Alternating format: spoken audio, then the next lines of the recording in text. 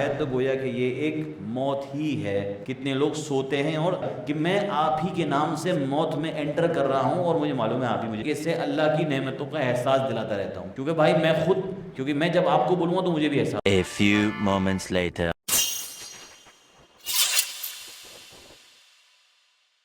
موضوع یہ ہے کہ آپ اپنی جب زندگی میں صبح کرتے ہیں، رات کو سب سو جاتے ہیں، صبح جب بھی اٹھتے ہیں، سب سے پہلی ذمہ داری تو یہ ہے کہ فجر کے وقت میں آدمی اٹھے اور اپنی نماز ادا کرے، اور پھر اس کے بعد اگر کوئی شخص دوبارہ سوتا ہے تو وہ بات الگ ہے، لیکن سب سے پہلی ذمہ داری ہماری یہ بنتی ہے کہ ہم فجر کے وقت اپنے آپ کو بیدار کریں اور اللہ سے ملاقات کا سب کو اللہ کی طرف سے موقع ملتا ہے وہ ملاقات ضرور کرے. اگر وہ ملاقات بائی چانس نہیں ہو پائی، بائی چوائس نہیں کہہ رہا میں، بہت سے لوگ بائی چوائس ملاقات نہیں کرتے، کہتے ہیں ہم تو اٹھیں گے. نیت ہی یہ ہوتی ہے کہ ہم 8 بجے اٹھیں گے، الارم 8 بجے کا لگاتے ہیں، فجر میں کیا کرنا ہے اٹھ کے. تو دو چیزیں ہو گئی، ایک ارادہ اور ایک اتفاق. اگر کوئی شخص رات کو سوتا ہے اس ارادے کے ساتھ کہ میں فجر میں نہیں اٹھوں گا تو یہ گڑبڑ ہے، بہت زیادہ خطرناک بات. کسی شخص نے پوری کوشش کری کہ مجھے پتا ہے کہ فجر کا وقت 5:45 بجے ختم ہو رہا ہے، اور اگر میں الارم لگا رہا ہوں 5:20 کا یا 5:15 کا کہ مسجد میں جماعت میں شامل ہو، عموماً 20 منٹ یا کہیں 15 منٹ پہلے ہوتی ہے، ہمارے یہاں تو 15 منٹ پہلے ہوتی ہے. تو اگر کوئی اس طریقے سے الارم لگاتا ہے اور پھر نہیں اٹھ پاتا ہے، پھر اس کی بائی چانس نماز قضا ہو گئی، اللہ کی طرف سے پکڑ ہوگی، لیکن اتنی سخت نہیں ہوگی. یہ میں نہیں کہہ رہا، قرآن و حدیث سے یہ بات سمجھ میں آتی. اور کوئی شخص اس نیت کے ساتھ سوتا ہے کہ میں بھائی سو رہا ہوں، صبح 8 بجے کا الارم لگانا ہے، کیونکہ مجھے آفس 9 بجے پہنچنا ہے. اب بھائی صاحب بہت بڑی گڑبڑ ہے، کیونکہ آپ نے دنیا کو اللہ سے زیادہ اہمیت دے دی.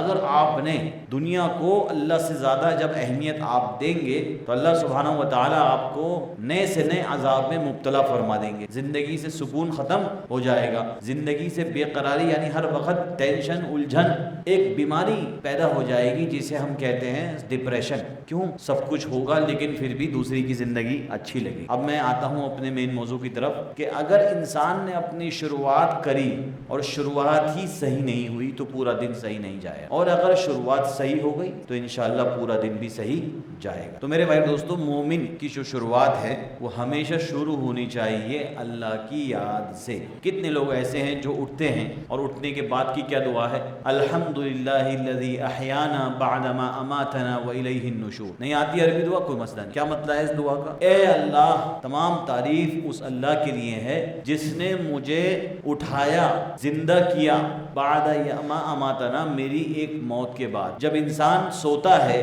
تو گویا کہ رات کی نیند جب لمبا سوتا ہے تو گویا کہ یہ ایک موت ہی ہے. کتنے لوگ سوتے ہیں اور سوتے ہی رہ جاتے ہیں، کتنے لوگ اٹھ نہیں پاتے. تو الحمدللہ الذی، تمام تعریف اس اللہ کے لیے جس نے مجھے زندہ کیا میری موت کے بعد. اور یہ بھی بندہ ساتھ میں پہچاننا ہے کہ وَإِلَيْهِ النُّشُورُ، اور جانا تو اللہ ہی کے پاس. کون ہے جو صبح اٹھتے ہی اپنے ذہن میں یہ خیال لاتا ہے اللہ تیرا شکر ہے کہ تو نے مجھے میرے عقل صحیح رکھی، آنکھ صحیح رکھی. رات کو کتنے اٹیک پڑتے ہیں لوگوں کو، سوتے میں اٹیک پڑ جاتے ہیں، پتہ ہی نہیں چلا. کسی کا پیرالیسس ہو جاتا ہے، کسی کا آدھا باڈی پیرالیسس ہو جاتی ہے، کسی کا ایک آنکھ کام کرنا بند کر دیتی ہے، کسی کی آنکھ میں اسٹروک ہو جاتا ہے. کتنے اٹیک رات کے وقت میں پڑتے ہیں. تو چنانچہ جب آپ سوئیں تو اللہ سے کیا کہتے ہیں؟ اللہم بسمک اموت واحیا، اے اللہ میں آپ ہی کے نام سے سونے کی کوشش کر رہا ہوں اور آپ ہی کے نام سے انشاءاللہ میں جاگوں گا. اللہم باسمک اموت، اللہ میں آپ کے نام سے ہی موت کے منہ میں جا رہا ہوں. بندہ کو اللہ نے خود سکھا دیا کہ جب تم کہو اللہم باسمک اموت واحیا کہ میں آپ ہی کے نام سے موت میں انٹر کر رہا ہوں اور مجھے معلوم ہے آپ ہی مجھے جگا دیں. اللہ خود سکھا رہا ہے یہ بات کہ موت جو ہے، موت ہمیشہ جب نیند میں انسان توجہ رکھے بھائی، جب انسان موت کے منہ میں جاتا ہے، جب سوتا ہے تو ہمیشہ موت کے منہ میں وہ چلا جاتا ہے، اور وہ احیا، اور وہ پھر وہ کیا ہے؟ جاگ جاتا ہے. میرے بھائی اور دوستو، نوجوان ساتھیوں، ہم نوجوان ہیں، ہم چاہے 30 کے ہوں، 25 کے ہوں، 35 کے ہوں، 40 کے ہوں، یہ ہماری جو عمر ہے یا 45 کے ہوں، یہ ہمیں خوب سلاتی ہے. پوچھئے ان لوگوں سے جنہیں گولیاں کھانی پڑتی ہیں اپنی نیند کو پانے کے لیے. یہ بھی اپنے آپ میں ایسی عظیم ترین نعمت ہے اللہ کی کہ اللہ ہم لیٹتے ہی سو جاتے ہیں، یہ بھی تیرا بہت بڑا کرم ہے. اور ہماری کہتے ہیں نا، لیٹتے ہی آنکھ لگ جاتی ہے اور ہم سو جاتے ہیں، گھبرا کے نہیں اٹھتے. کتنے لوگ تو رات کو اتنے گھبرا کے اٹھتے ہیں، کبھی ان کو کوئی خواب آ جاتا ہے، کبھی بدخوابی ہو جاتی ہے، کبھی کچھ ہو جاتا ہے، کبھی بلڈ پریشر بڑھ جاتا ہے، کبھی کچھ ہو جاتا ہے، کبھی کچھ ہو جاتا ہے۔ لیکن جو آدمی صحیح سے سو پا رہا ہے اسے بہت بڑا شکر ادا کرنے کی ضرورت ہے۔ میرا ایک ہی موضوع رہتا ہے ہمیشہ، میں انسان کو الگ الگ طریقے سے اللہ کی نعمتوں کا احساس دلاتا رہتا ہوں، کیونکہ بھائی کیونکہ میں جب آپ کو بولوں گا تو مجھے بھی احساس ہوگا کہ اللہ کی نعمتیں ہمارے پاس بے شمار ہیں جسے ہم کبھی نہیں دیکھتے۔ تو آج جو میرا آیت میں نے پڑھی آپ کے سامنے، وہ بڑی زبردست آیت ہے۔ اگر آپ نے اس آیت کا ترجمہ سنا تو انشاءاللہ آپ کے لیے بہت سب سے زیادہ سبق ہوگا۔ جب ہم صبح اٹھتے ہیں، ہم اپنے نصیب میں رزق آ گیا، اولاد آ گئی، بیوی آ گئے، بچے آ گئے، مکان آ گیا، آپ کا نصیب، آپ کا رزق سے صرف کھانا مراد ہے۔ آپ کی زندگی میں جتنی چیزیں ہیں سب آ گئی ہیں اس کے اندر۔ آپ میں سے کون ہے، اگر سب ہے تو بہت اچھی بات ہے، جو اللہ کی طرف سے اسے عطا کیا گیا ہے اس پر وہ اللہ کا روزانہ شکر ادا کرتا ہے۔ میرے بھائی اور دوستو، شکوہ زیادہ ہے، شکر بہت کم ہے۔ تو چنانچہ سنیے بات کو آپ، جب اللہ نے فرمایا کہ جو تمہیں ملا ہوا ہے نعمتوں کا، اس کے بارے میں کتنا سوچتے ہو، بمقابلے اس کے کہ موبائل اٹھایا، سوشل میڈیا کھولا، نوجوان خاص طور سے کسی نے کچھ خریدا،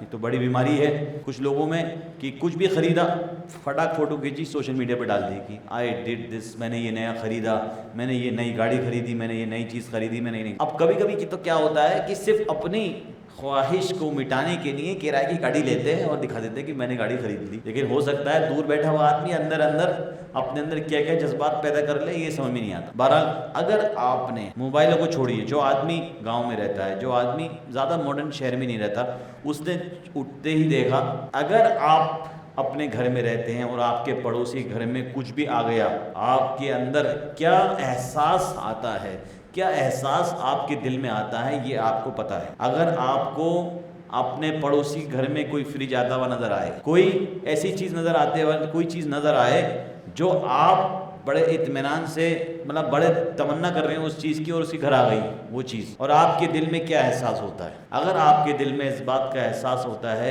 یار یہ میرے پاس کیوں نہیں آئی، اس کے پاس تو آ گئی، چلو اس میں پھر بھی غنیمت ہے کہ آپ نے آپ نے ناشکری کری، پھر اسی کے ملتے رہتی ہے اور اسی کو ملتی رہتی ہے، مجھے تو ملتی نہیں، اور اسی کے یہ سب نعمتیں ملتی ہیں، کیوں ملتی ہیں اسے نہیں ملنی چاہیے تھی نعمت، تو یہ ناشکری حسد کو پہنچ گئی۔ پھر اس کے بعد اور اوپر چلے گیا، مجھے نہیں ملے یہ چیز، اس کے پاس بھی نہیں ہونی چاہیے، یہ اور اوپر کی بیماری۔ آدمی کی شروعات ہمیشہ چھوٹی ناشکری سے ہوتی ہے، جس کا رب سے ناشکری سے شروعات ہوتی ہے اور وہ پہنچتی ہے بہت خطرناک انجام تک۔ پھر حسد اور دل میں اتنی کینہ ہو جاتا ہے، اتنا کینہ ہو جاتا ہے کہ آپ کو اس پڑوسی کے کچھ بھی، یا اپنے کسی، میں کہوں دو سگے بھائی کی مثال لے لو، دو سگے دوستوں کی مثال لے لو، جس کی مثال آپ کو لینی ہے آپ سمجھ لو بات، دو سیم کام کرنے والوں کو لے لو، کچھ بھی لے لو آپ کے دل میں اگر سانپ لوٹتے ہیں، یہ کمی کس کی ہے؟ آپ کے خود کی ہے، کیونکہ رب تعالیٰ نے فرمایا قرآن کریم کی باتیں قرآن کی آیت پر کہ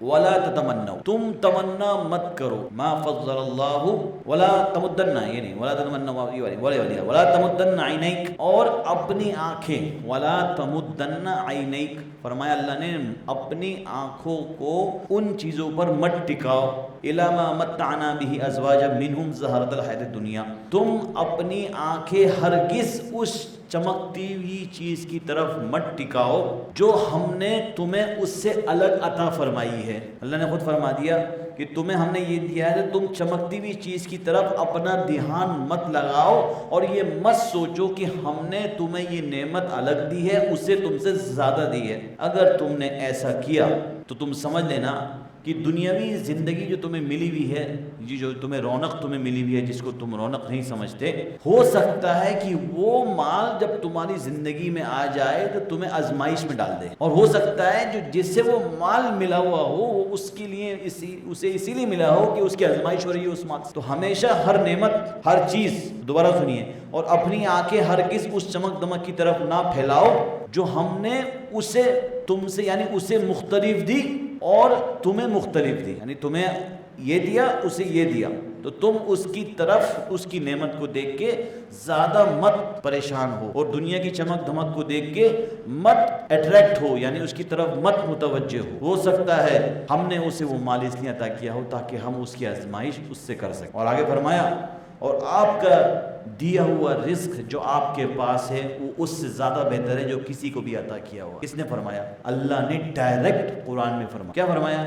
اب اس کا آیت کا مفہوم سمجھیے، ترجمہ سمجھا دیا میں نے آپ کو۔ فرمایا اللہ نے کہ جو تمہیں میں نے دیا، آپ کے پاس گھر ہے، چھوٹا مکان ہے، آپ کی چھت سلامت ہے، آپ کا جسم سلامت ہے، آپ کی ہر چیز سلامت ہے، آپ نے دیکھا اس کے گھر میں تو یہ بھی ہے، اس کے پاس تو یہ بھی ہے، اس کے پاس تو یہ بھی ہے، تو اللہ نے خود فرما دیا تم اس کی نعمت کو دیکھ کر، اس کی چکا چوند کو دیکھ کر متاثر مت ہو سکتا ہے کہ ہم نے وہ مال اسے دیا ہو، ہم اس کی آزمائش کرنے والے ہوں اس مال سے۔ مال ہمیشہ آپ کو سکون دے ضروری نہیں ہے، مال ہمیشہ آپ کی زندگی میں راحت لائے ضروری نہیں ہے، مال ہو سکتا ہے آپ کی زندگی میں آ کے آپ کے سکون کو ختم کر دے، مال ہو سکتا، اولاد نہیں ہے کسی کو، ہو سکتا ہے اللہ کی مرضی ہو، اللہ کو پتا ہے کہ کب کس کے لیے کیا چیز بہتر ہے۔ کوئی آدمی رپورٹ نارمل، سب کچھ نارمل، نہیں ہو رہی اولاد، 20 سال ہو گئے، 25 سال ہو گئے، نہیں ہو رہی اولاد کسی کے۔ اللہ کو معلوم ہے کہ کب کس چیز کے لیے، کس شخص کے لیے کیا چیز بہتر ہے۔ فرمایا اللہ نے وَلَا تَمُدَّنَّ، اپنی آنکھوں کو مت گڑاؤ، إِلَىٰ مَا مَتَّعْنَا بِهِ أَزْوَاجًا مِّنْهُمْ زَهْرَةَ الْحَيَاةِ الدُّنْيَا، اس شخص کی طرف جس کو اللہ نے وہ نعمت عطا فرمائی ہے، ہو سکتا ہے وہ اس کے لیے آزمائش کا ذریعہ ہو، بلکہ تم خوش رہو اس نعمت سے جو اللہ نے تمہیں عطا فرمائی ہے۔ کیا چیز؟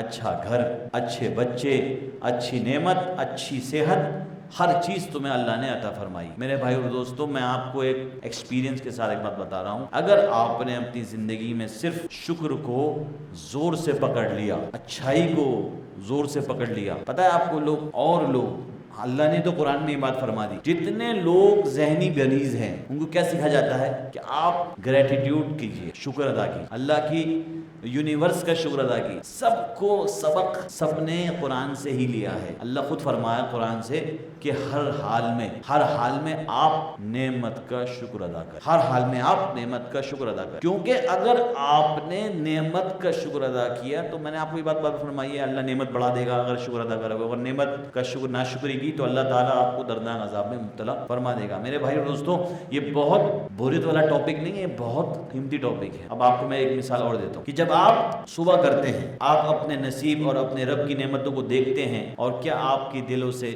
الحمدللہ رب العالمین، کبھی الحمدللہ، جیسے مثال کے طور پر ایک آدمی پیاسا ہو 4-5 گھنٹے سے، گرمی سخت ہو، اسے ٹھنڈا پانی مل جائے اور وہ پیے، اور جو کیفیت سے الحمدللہ اندر سے نکلے گی، کیا کبھی اس کیفیت کے ساتھ ہم الحمدللہ اللہ کی دی ہوئی نعمتوں کے پر کہتے ہیں؟ اگر ہم نے اس دل کی پاور کے ساتھ، اس دل کے اطمینان کے ساتھ الحمدللہ کہا جو کچھ اللہ نے آپ کو عطا کیا ہے، میں آپ کو گارنٹی دے رہا ہوں کہ انشاءاللہ جو آپ کے پاس ہے آپ کے لیے وہی کافی ہو جائے گا۔